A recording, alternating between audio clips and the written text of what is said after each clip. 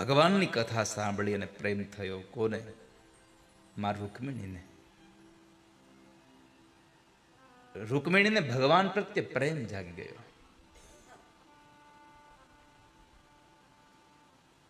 અને પરમાત્માને પત્ર લખો. આ લેટર લખવાની શરૂઆત ત્યાંથી થઈ છે. પ્રેમ પત્ર ત્યાંથી નિર્મિત થયો. પણ એ પ્રેમ પત્રમાં બહુ તફાવત હતો કે એમાં મર્યાદાઓ સાથે પત્ર લખાયેલો હતો.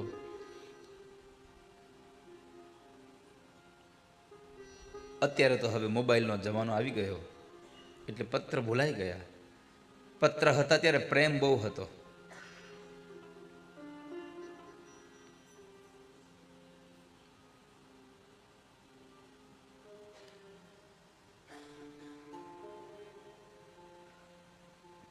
સાત શ્લોકોમાં આપણે ગઈકાલે શ્લોકો ગાયા હતા,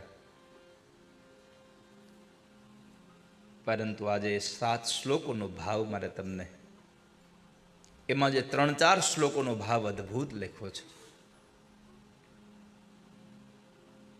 સૌથી પહેલા કહ્યું, પહેલો શબ્દ લખ્યો શ્રુત્વા, સાંભળો. કારણ કે પહેલાના સમયમાં પોતાના પતિનું નામ લેવાની મર્યાદાઓ હતી. પહેલાના બહેનો પોતાના પતિના નામ લેતા નહીં. અને ત્યારે એ સ્ત્રીઓ પોતાના પતિને શું કહીને બોલાવતા? સાંભળ્યું, તમને કહું છું, સાંભળો. 25 પુરુષો બેઠા હોય, એક સ્ત્રી આવી અને શું કહે? એ સાંભળ્યું, ઘરે હાલો, એક જ જાય.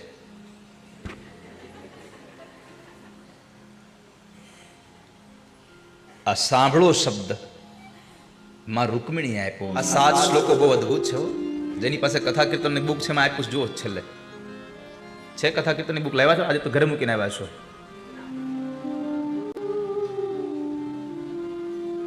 કથા કીર્તનની બુકમાં ભીષ્મ સ્તુતિ આપી છે, સાથે રૂકમિણીનો પત્ર આપ્યો છે. આ 7 શ્લોકો એક સ્ત્રી એક પુરુષને પત્ર લખે છે એવો ભાવ ભૂલી જાઓ. અત્યારે હવે થોડીક વાર તમે એક જીવ બની જાઓ. એક આ જીવાત્મા પરમાત્માને કહે છે, પ્રાર્થના કરે છે, સાંભળો ભગવાન, મેં તમારી સાથે સંબંધ જોડ્યો છે.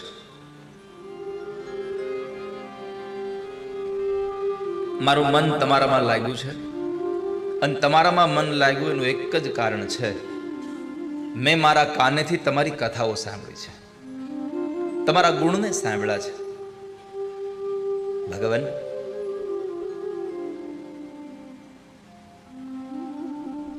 મેં તમારી સાથે સંબંધ જોડ્યો.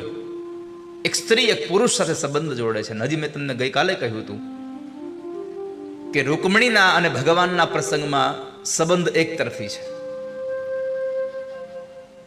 રૂકમિણી પોતાના પતિ તરીકે પરમાત્માને સ્વીકારે છે, ભગવાનને તો હજી ખબર જ નથી. મેં તમને મારા પતિ માન્યા છે.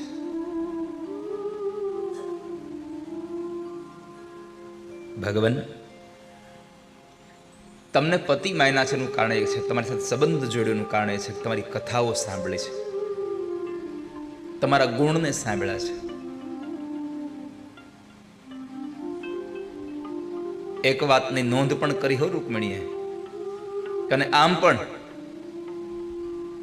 તમને મારા પતિ બનાવ્યા એનું મૂળ કારણ એ છે કે તમે દ્વારિકાના રાજા છો અને હું વિદર્ભ દેશના રાજા ભીષ્મકની દીકરી રાજકુંવરી છું. એટલે આપણા બેનો સંબંધ સારો લાગશે, આપણા બેની જોડી જામે છે. અને એક સ્ત્રી જ્યારે પોતાના ભાવિ પતિને જોવાનું જ્યારે શરૂ કરે ત્યારે શું જોવે એનામાં? પ્રભુ, આ સંસારમાં જેને પતિ બનાવવો હોય એનામાં શું જોવું જોઈએ? રૂકમિણીજીએ કહ્યું કે તમને પતિ બનાવ્યા એનું એક જ કારણ છે. તમને જ્યારે પતિ તરીકે સ્વીકારવાની મારી આ આશા હતી એનું એક જ કારણ હતું કે છોકરામાં જે ગુણધર્મો જોવા જોઈએ એ બધા જ ગુણો તમારામાં છે. આ સંસારની કઈ એવી સ્ત્રી હોય જે તમને પોતાનો પતિ ન માને?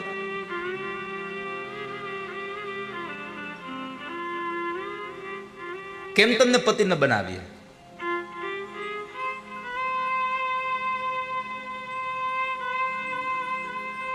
અહીંયા રૂકમિણીએ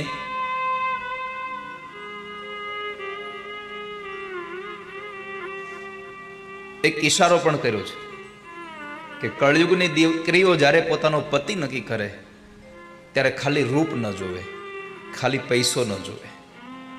નહીં તો અત્યારે બે જ વસ્તુ જોવાઈ રહી છે, એક પૈસો અને એક રૂપ. અને પૈસા હાટું તો રૂપમાં જતું કરે છે. અહીંયા રૂકમિણી જે કહ્યું છે કે તમારો વ્યવિશાળ કરવાનો સમય આવે ત્યારે સૌથી પહેલું કુળ જોવું, ખાનદાની જોવી. ખાલી પૈસા જોઈને એ ઘરમાં જવું નહીં, પેલું કુળ જોવું, પછી બીજું ચારિત્ર્ય જોવું. કારણ કે સૌથી મોંઘું ઘરેણું કોઈ હોય તો ચારિત્ર્ય છે. આ સંસારમાં શીલ છે એ સૌથી મોંઘું ઘરેણું છે. કદાચ તમે અબજો રૂપિયાના સાચા ઘરેણા પહેરી નીકળો, પણ તમારા ચારિત્ર્યની કિંમત આ સંસારને ખબર હોય તો તમારા અબજો રૂપિયાના ઘરેણાની કોઈ કિંમત નહીં થાય. કદાચ તમારા ગળામાં એક પણ ઘરેણું નહીં હોય, પણ તમારું ચારિત્ર્ય સારું હશે અને સંસારને ખબર હશે તમારું ચારિત્ર્ય કેવું છે, તો તમારે ઘરેણાની જરૂર નહીં પડે. તમારું ચારિત્ર્યનું ઘરેણું તમને બધાની વચ્ચે બેસાડશે. આ સંસારમાં ચારિત્ર્યની કિંમત છે. બીજા સ્થાને શીલ જોયું છે, ત્રીજું સ્થાન રૂપ જોયું છે. મેં ઘણી વાર કહ્યું છે કે દીકરી કદાચ મોંઘી કારમાં આપણી ઘરે એના ઘરવાળાને હારે ન આવે, કાંઈ વાંધો નહીં, ભલે ને ઓટો રિક્ષામાં આવી જાય, પણ ઘરે આવ્યા પછી એ આપણા આંગણામાં ઊભા રહે તો જેટલા લોકો છે બધાની નજર એના ઉપર સારી રીતે મીઠી નજર લાગતી જાય. આવું જોડલું હોય ને તો દીકરીના દેવી. પછી પૈસા માટે થઈ અને ગધેડાની ડોકે હીરો વળગાડવો નહીં. એમ સામે શાસ્ત્રએ એ પણ કહ્યું છે કે દીકરો પણ જ્યારે દીકરીને જોવા જાય ત્યારે 5 વસ્તુઓને જોવી. સ્ત્રી છે તો ઉદાર છે ને, ચારિત્રવાન સ્ત્રી હોવી જોઈએ, ધાર્મિક સ્ત્રી હોવી જોઈએ, વિદ્યાવાન હોવી જોઈએ. નહીં તો વળી પાછું આપણા ઘરમાં આવે અને લોભી હોય તો એ લોભી સ્ત્રી આખા ઘરનું ધનોત્પન્ન કઢાવે. તો કહ્યું પુરુષમાં ત્રીજા સ્થાને રૂપ જોવું. જોજો સ્થાને આડાવડું નથી કરવાનું. આ 7 સ્થાનને એક ક્રમશ જ જોવાના છે. ત્રીજા સ્થાને રૂપ જોયું, પછી ચોથા સ્થાને વિદ્યા જોઈ છે. ભણેલો હોવો જોઈએ, ગણેલો હોવો જોઈએ. 5મા સ્થાને વય ઉંમર જોઈ છે. 6ઠા સ્થાને પૈસો જોયો છે. અત્યારે આ બધું જ પાછળ વયું જાય, પેલો વેલો પૈસો જોવાય છે. 6ઠા સ્થાને પૈસો અને 7મા સ્થાને ઘર જોયું, મકાન કેવું છે. મકાન મોટું ન હોય તો કાંઈ નહીં, પણ જેના મન મોટા હોય ને એવાની ઘરે દીકરી દેજો.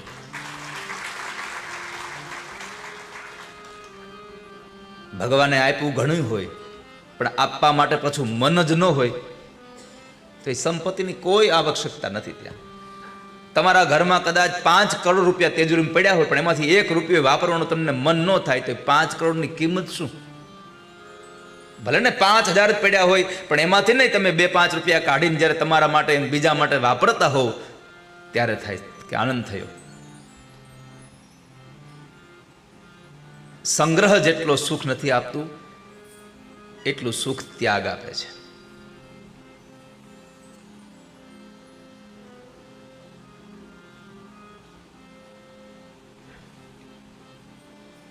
મેં તમારી અંદર આ 7 વસ્તુઓને જોઈ છે.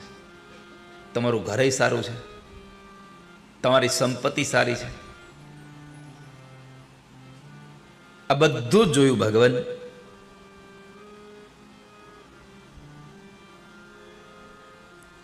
અને તમને મેં મારા પતિ તરીકે નક્કી કર્યા છે.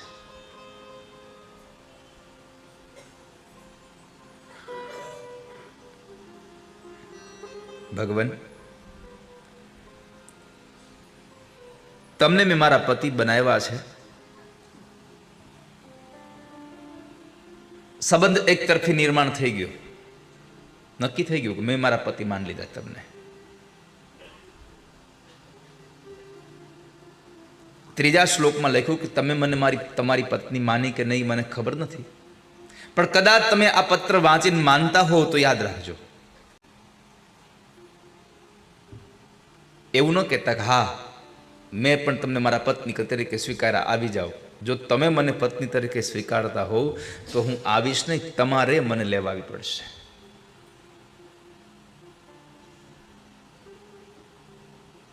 આ જીવ ભગવાનને એમ કહે છે તમે મને લેવા આવજો. પણ આ જીવ ભગવાનને ક્યારે કહી શકે લેવા આવજો? જ્યારે જીવનમાં કંઈક સારા કામ કર્યા હોય તો તમે ભગવાનને કહી શકો હે ભગવાન તમે લેવા આવજો હો. ઠાકોરજીને લેવા આવવાનું આમંત્રણ દેવું હોય ને તો જીવનમાં સત્કર્મનું ભાથું બાંધતા રહેજો, નકર ભગવાન એમને તમને લેવા નહીં આવે. જીવનમાં સારા કામ કર્યા હોય, શાળાઓ બંધાવી હોય, ભૂખ્યાને અન્ન આપ્યું હોય, જેની પાસે વસ્ત્ર ન હોય એવા લોકોને તમે વસ્ત્ર આપ્યા હોય તો તમે ઠાકોરજીને કહી શકો તમે મને લેવા આવજો. જો સત્કર્મ જ ન કર્યું હોય તો ક્યાંથી કહી શકવાના હતા કે તમે મને લેવા આવજો? પણ તમે તો બધા કહેજો તમે લેવા આવજો, ના પાડે તો મારું નામ દેજો એને કહેજો ધનુર્માસમાં 7 દિવસ તારી કથા સાંભળી અને રોજ તારા નામના દામોદર સ્તોત્રના પાઠ કર્યા છે, લેવા હેના ન આવો તમે. પણ લેવા આવો તો ક્યારે આવશો? બહુ અગત્યની વાત છે. જીવ ભગવાનને કહે છે. અહીંયા તો રૂકમણીએ કહ્યું હતું તમે લેવા આવો તો એવી જગ્યાએ આવજો કે જ્યાં તમને મારી સાથેના સૈનિકો ન નડે. નહીં તો રાજકુંવરી જાય તો સાથે સાથે સૈનિકો હોય. પણ રૂકમણીએ કહ્યું કે અમારા પરિવારની એક પરંપરા છે કે દીકરીના લગ્ન થાય તો એ માં ભવાનીની પૂજા કરવા જાય, અને જ્યારે ભવાનીની પૂજા કરવા જાય ત્યારે સૈનિકો હારે નહીં હોય, એટલે તમને એમાં મુશ્કેલી નહીં પડે. તો અહીંયા આ જીવ એમ કહે છે કે તમે મને લેવા આવજો. હવે આ જીવને કોઈ મુશ્કેલી ન પડે ભગવાનને, આજુબાજુમાં કોઈ એવા સૈનિકો ન હોય. કોણ? કામ, ક્રોધ, લોભ, મદ, મોહ, મત્સર, ઈર્ષા આ બધું ન હોય ત્યારે તમે મને લઈ જાજો. આવો સમય ક્યારે હોય? જ્યારે તમે પરમાત્માની કથામાં બેઠા હો ત્યારે તમને કામ ન સાંભળે, ન તમને ક્રોધ આવે, ન તમને લોભ આવે, ન તમને મોહ જાગે. આ કશું જ તમારી આજુબાજુમાં ન હોય. કેમ કે ભાગવતના મહાત્મ્યમાં લખ્યું છે કે જ્યારે તમે ભાગવતની કથા સાંભળવા બેસો ત્યારે પાપ રૂપી મૃગલાઓ તમારાથી છેટેવ્યા જાય છે, દૂર જતા રહે છે. તો આજે તમે જ્યારે કથામાં બેઠા હો, ભગવાનનું નામ લેતા હો, એટલે રૂકમણીએ કહ્યું કે તમે મને ભવાનીના મંદિરેથી લઈ જાજો. આ જીવ એમ કહે છે કે ભગવાન તમે લેવા આવો તો જેવા તેવા ટાઈમે લેવા આવતા નહીં. હું સ્નાન કરી સ્વચ્છ બની અને તમારા નામની માળા ફેરવતો હો ને એવા સમય તમે મને લઈ જાજો. જ્યારે મારી આજુબાજુમાં કંઈ ન હોય ત્યારે મને તેડી જાજો ભગવાન. અને ભગવાન તેડવા આવે એનાથી વિશેષ આ સંસારમાં બીજું મળે ક્યાં? કદાચ સમજો હમણાં 11 વાગે કથા પૂરી થાય ને તમે નીચે ઉતરો ને ત્યાં બરાબરનું વિમાન પડ્યું હોય તો પાછા ઉપર ચડી જાય તો એકેય નીચે બહાર ન જાય. પરાણે બહાર કાઢો ને તો એ ગમે તેમ કરીને ભાગી જાય, બાકી બેહે નહીં વિમાનમાં, એ પાક્કું છે. અરે રે રે હજી તો આપણે લગ્ન કરવા જવાના છે બીજાના. હમણાં આ ઉત્તરાયણ જાય એટલે કેટલી લગ્નની કંકોત્રી ઘેરે આવી છે. હે લાલા ગિરીશભાઈ, અહીં તો ગગાને પરણાવવા જવાનો છે. હવે તો હવે હાથ વાટીને તમારે હારા થઈ જ જવું છે ને, થઈ જાવ, બીજું હું.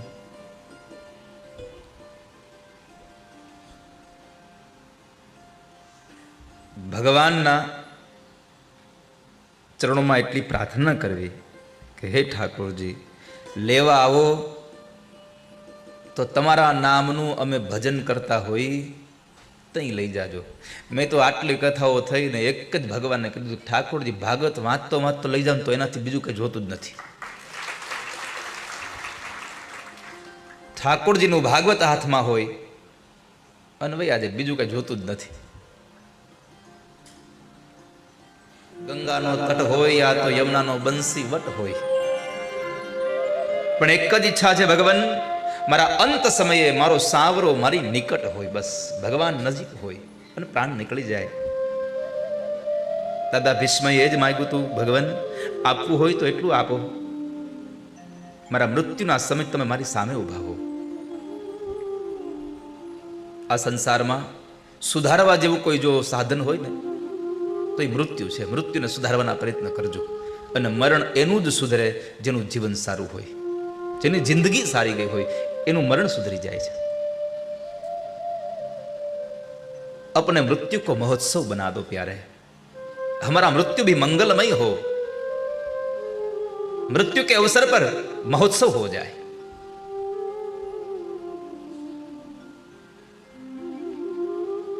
तो रुक्मिणीએ કહ્યું, ભગવાન લેવા આવો તો એવા સમય આવજો કે જ્યારે હું ભગવાનની પૂજા કરવા ગઈ હોઉં.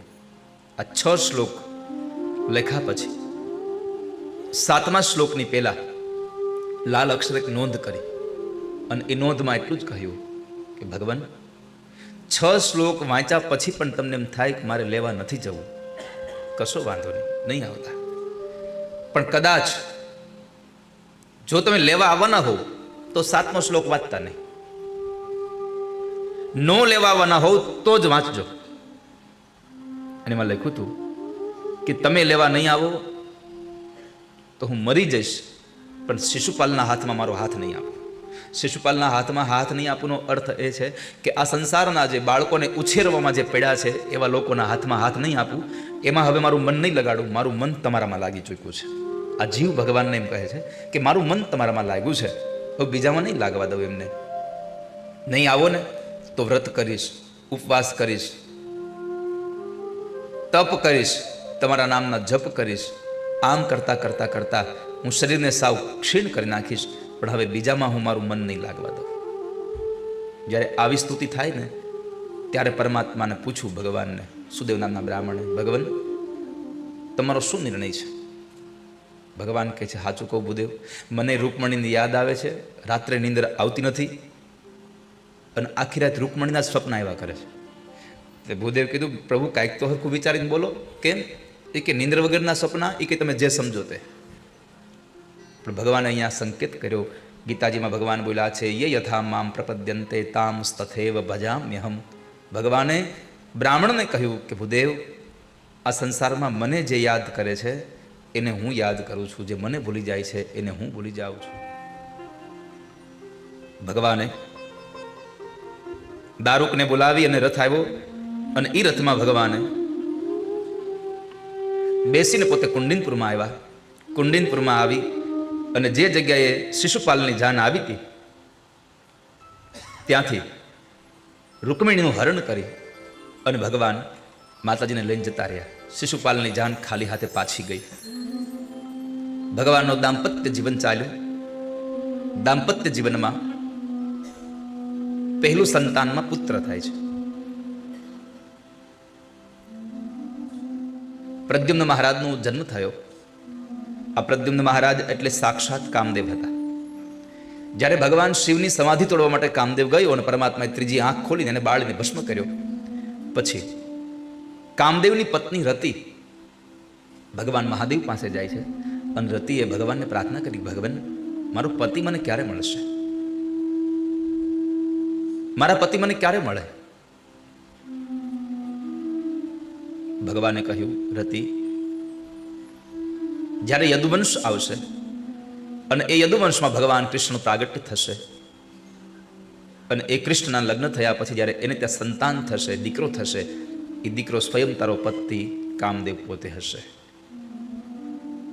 કૃષ્ણ તનય હોય પતિ તોરા, બચનું અન્યથા હોય ન મોરા. તો ભગવાનના એ વચન પ્રમાણે ભગવાન કૃષ્ણ ત્યાં દીકરો થયો. પ્રદ્યુમ્ન મહારાજ સાક્ષાત કામદેવ હતા, અને એ કામદેવ શંબરાસુર નામના એક રાક્ષસને, જે કામ ધર્મથી વિરુદ્ધ હતો, એમને મારી.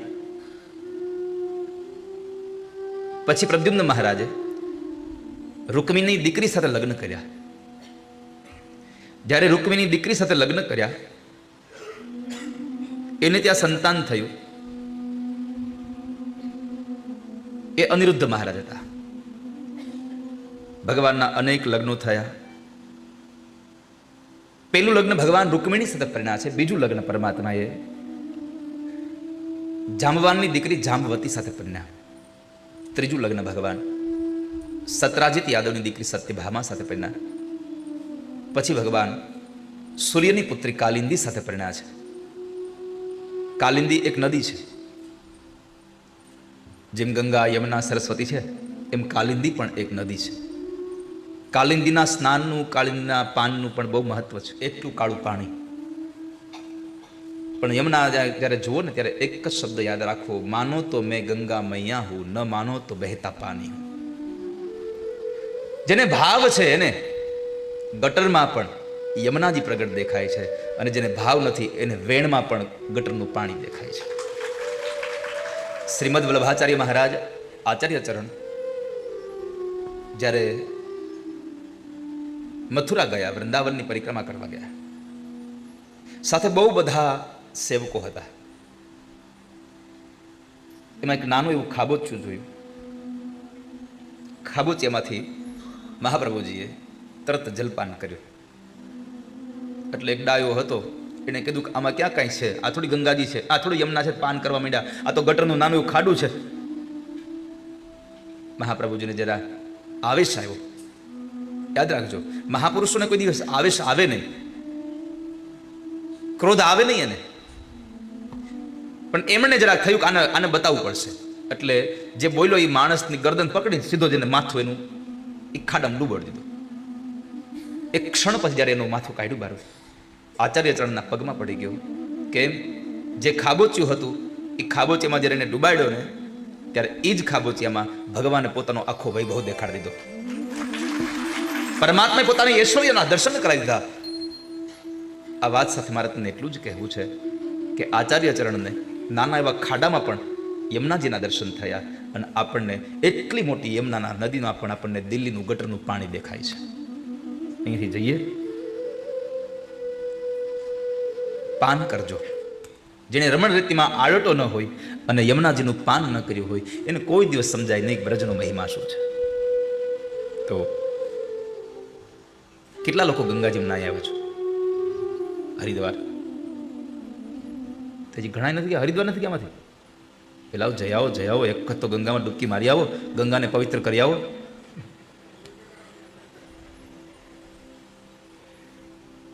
ગંગાને પવિત્ર કરવા જઈ પડે છે. યમુનાજીમાં કેટલા લોકો સ્નાન પાન કરી આવ્યા છે? ઓહો, બસ આટલા જ.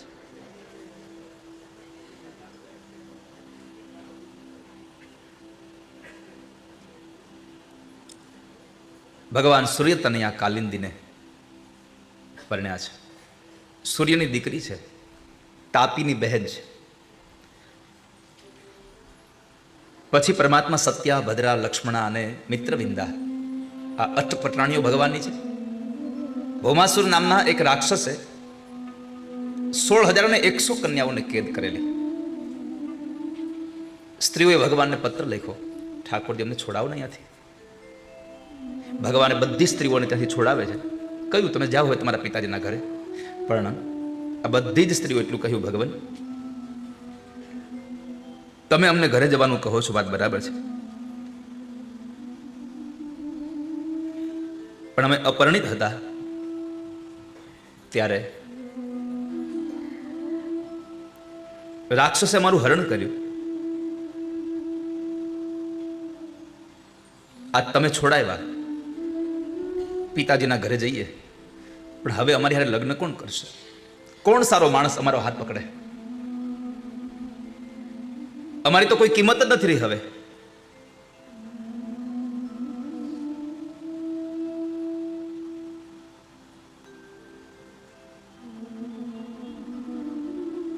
અમે પ્રાર્થના કરીએ છીએ, ભગવાન તમે અમારો હાથ ઝાલો. ભગવાને વિચાર કર્યો કે શું કરું? અંતે ઠાકોરજી નક્કી કર્યું કે હું તો મોટો માણસ છું, મને કોણ કઈ કહેવાનું છે સંસારમાં? મને ક્યાં કોઈ કઈ કહેવાનું છે? નાના માણસોને મોટા માણસોની ચિંતા હોય કે નહીં કંઈક અમને કહેશે તો, પણ મોટાને ક્યાં કોઈની ચિંતા જ હોય છે. એટલે ભગવાને કહ્યું કાંઈ વાંધો નહીં, જો હું આ નહીં કરું તો તો સંસ્કૃતિને હાનિ પહોંચવાની છે. કેમ કે જ્યારે કોઈ સ્ત્રી સાથે આવો બનાવ બન્યો હોય ત્યારે એ સ્ત્રીને સારો માણસ હાથ ન પકડે એટલે એની માનસિક વૃત્તિ ખરાબ થઈ જાય, એના વિચારો ખરાબ થઈ જાય. એ ખરાબ વિચારો સાથે, એ ઘૃણા સાથે એ જીવન જીવતી હોય અને એના ઉદરમાંથી જ્યારે બાળક જન્મે ત્યારે એના વિચારોની અસર એના બાળકો પર પડે, એટલે એ બાળકો પણ ખરાબ આવે. એટલે પછી આ સંસ્કૃતિ બગડે.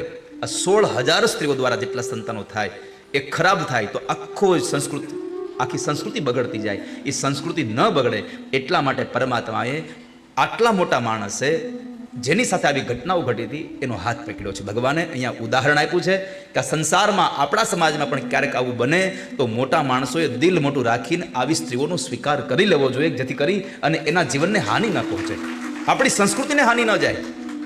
વાસના સાથે ભગવાન લગ્ન નથી કર્યા અહીંયા, સંસ્કૃતિ બગડી ન જાય. કારણ કે જ્યારે પણ માનો વિચાર બગડે એટલે બાળક બગડે જ, સંશય જ નથી. વાસણ ખરાબ હોય એટલે દૂધ બગડી જ જાય, આ નક્કી છે. એમ અહીંયા માનો વિચાર સારો ન હોય તો સંતાન સારું ન જન્મે. એટલે તો અરણ્યકાંડમાં જ્યારે શિવાજી માતાજીના પેટમાં હતા ત્યારે એ દોહરો વારંવાર ગબડાવતા હતા, વારે વારે દોહો ગાતા. એના ઉદરમાં જ્યારે શિવાજી હતા ત્યારે માં જીજાબાઈ વારે વારે ગાતા. કેમ? એની અસર એના ઉપર પડે. હાથમાં એક એવું શસ્ત્ર ઉપાડ કે આ સંસારમાં નિશિચરોને કાપી નાખ, અધર્મીઓને મારી દે. ત્યારે શિવાજી આ થયા છે. એટલે ભગવાને 16,001 રાણીઓ લગ્ન કર્યા કે જ્યાં નારીઓની પૂજા થાય છે ત્યાં ભગવાન રાજી થાય. યત્ર નાર્યસ્તુ પૂજ્યંતે રમંતે તત્ર દેવતા. જ્યાં નારીઓની પૂજા થઈ છે ત્યાં આગળ ભગવાન રાજી થયા. પ્રદ્યુમ્ન મહારાજના દીકરા અનિરુદ્ધ મહારાજ, એમણે રૂકમીના દીકરાની દીકરીનું હરણ કરીને એને પરિણ્યા. અને એ લગ્નની અંદર જ્યારે જુગાર રમાતો હતો તો દાઉદાદાને એટલો બધો ક્રોધ આવ્યો, જુગારમાં ઝઘડો થયો અને દાઉદાદાએ પોતાના જ હાથે એક ભૂંગળ મારી અને રૂકમીને મોતને ઘાટ ઉતાર્યો. જ્યારે ભગવાન એને મારવા દોડ્યા રૂકમીને, ત્યારે દાઉદાદાએ બચાવ્યો. રેવા દે, મારતો નહીં. અરે ના, એને મારી નાખો હમણાં. બહુ ભગવાન ક્રોધ ભરાયા. દાઉદાદા એને સમજાવે વારે વારે, ન મરાય, ન મરાય. તો ભગવાને પૂછ્યું કે આ આવું કરે તો કેમ ન મરાય? ભગવાને કીધું તારે ન મરાય. કેમ? કે તારો હાળો છે, પછી તમારે બેન નહીં પડે, એટલે તું ન મારતો આને, આનું બીજું કંઈક કરીશું. એટલે ભગવાને એના હાથે ન મારવા દીધો. પરમાત્મા દાઉદાદાએ સીધો એના હાથે માર્યો. એ રૂકમીનો ઉદ્ધાર કર્યો. ત્યાર પછી અનિરુદ્ધ મહારાજનું બીજું લગ્ન બાણાસુરની દીકરી ઉષા સાથે થયું છે, જેને બેનો ઓખાહરણની કથા તરીકે સાંભળે છે. ત્યારબાદ ભગવાનના પત્ની જાંબવતીનો દીકરો સાંબ, એમના લગ્ન દુર્યોધનની પુત્રી લક્ષ્મણા સાથે થયા. સુખદેવજી મહારાજ આ બધાની કથાઓ બતાવતા બતાવતા કહે છે કે એક વખતના સમયે પાંડવોને રાજસુ યજ્ઞ કરવો હતો. એ રાજસુ યજ્ઞમાં સૌ લોકોને બોલાવ્યા, ભગવાનના પરિવાર સાથે ભગવાનને આમંત્રિત કરાયા. પાંડવોએ દિશાઓના રાજ્ય મેળવવા માટે થઈ અને બધા રાજાઓને જીતે છે. એમાં જરાસંધ નહોતો જીતાયો અને જરાસંધે બહુ બધા રાજાઓને પણ પોતાના કેદખાનામાં કેદ કરી રાખેલા. રાજાઓએ ભગવાનને પ્રાર્થના કરી, પ્રભુ હવે આ પાપીના અત્યાચારમાંથી અમને છોડાવો. આ બાજુ ભગવાન જ્યારે ઇન્દ્રપ્રસ્થમાં આવે છે એટલે ધર્મરાજ યુધિષ્ઠિરે કહ્યું કે ભગવાન બધું તો ઠીક છે, પણ એક જરાસંધ હજી નથી જીતાયો. ત્યારે ભગવાન કૃષ્ણ, અર્જુન અને ભીમ આ ત્રણેય બ્રાહ્મણના વેશની અંદર જાય છે. બ્રાહ્મણના વેશમાં જ્યારે જાય છે, ભિક્ષાવૃત્તિનો વારો આવ્યો. જરાસંધ રોજ સવારમાં દાન દેતો હતો. આ બધાનો માગવાનો વારો આવ્યો એટલે માગ્યું, અમને તમે દંડ યુદ્ધ આપો. જરાસંધે વિચાર કર્યો કે યુદ્ધ માગનારો બ્રાહ્મણ ન હોય કોઈ દિવસ. યુદ્ધ તો બ્રાહ્મણ માગે જ નહીં. અંતે ઓળખી જાય છે એટલે ભગવાનને કહ્યું કે વાસુદેવ, તમે ગમે તેમ કરો, હું તમને તો ઓળખી જ જઈશ, પણ તમે આજે બ્રાહ્મણના વેશમાં આવ્યા છો એટલા માટે હું તમને ખાલી હાથ નહીં જવા દઉં. યુદ્ધ તો આપીશ જ, પણ હું તમારી સાથે યુદ્ધ નહીં કરું, કારણ કે તમે કાયર છો, તમે રણ મેદાનને મૂકીને ભાગી જનારા હતા, એટલે તમારી સાથે યુદ્ધ નહીં કરું. બીજું, અર્જુન, તું મારાથી ઉંમરમાં બહુ નાનો છે એટલે તારી સાથે યુદ્ધ નહીં કરું. તો ભીમને કયો મારી હારે યુદ્ધ કરે. જેવું ભીમનું નામ આવ્યું, ભીમે સીધું ભગવાનની સામું જોયું. એમાં કારણ વગરનો હોળી નાળિયેર મને શું કામ બનાવો છો? જે કરું તમે કરો ને. ભગવાને કીધું ચિંતા ન કરો ભીમ, યુદ્ધ કરો જરાસંઘ સાથે, નજર મારી સામે રાખજો. આ કથા ભીમ અને જરાસંઘ લડે, પણ અધ્યાત્મ અર્થમાં ભીમ એટલે જીવ છે અને જરાસંઘ જરા એટલે વૃદ્ધાવસ્થા છે. વૃદ્ધાવસ્થાનો સમય આવે ત્યારે આ જીવને ભગવાન હામું જોવાય, ભોગ હામું નહીં.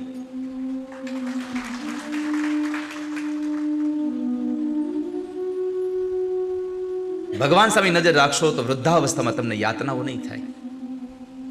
પ્રભુના નામમાં જો તમારું મન હશે તો તમને યાતનાઓ નહીં થાય.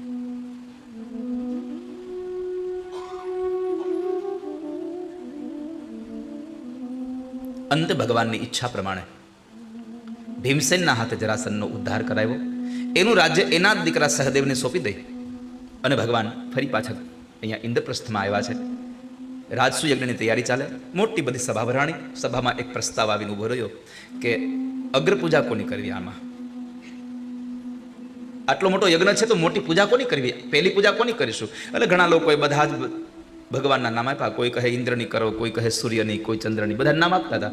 એક યુવાન ઉભો થયો અને કહ્યું કે આ અગ્રપૂજામાં લાયક જો કોઈ હોય તો દ્વારિકાવાળા કૃષ્ણ છે. દ્વારિકાવાળા ભગવાનની પૂજા કરવી જોઈએ, બીજા કોઈની લાગતી નથી કે આટલા યજ્ઞમાં કોઈની પૂજા કરવી જોઈએ. બધાને બહુ જ ગમ્યું કે દ્વારિકાવાળાની પૂજા થાય, બરાબર છે.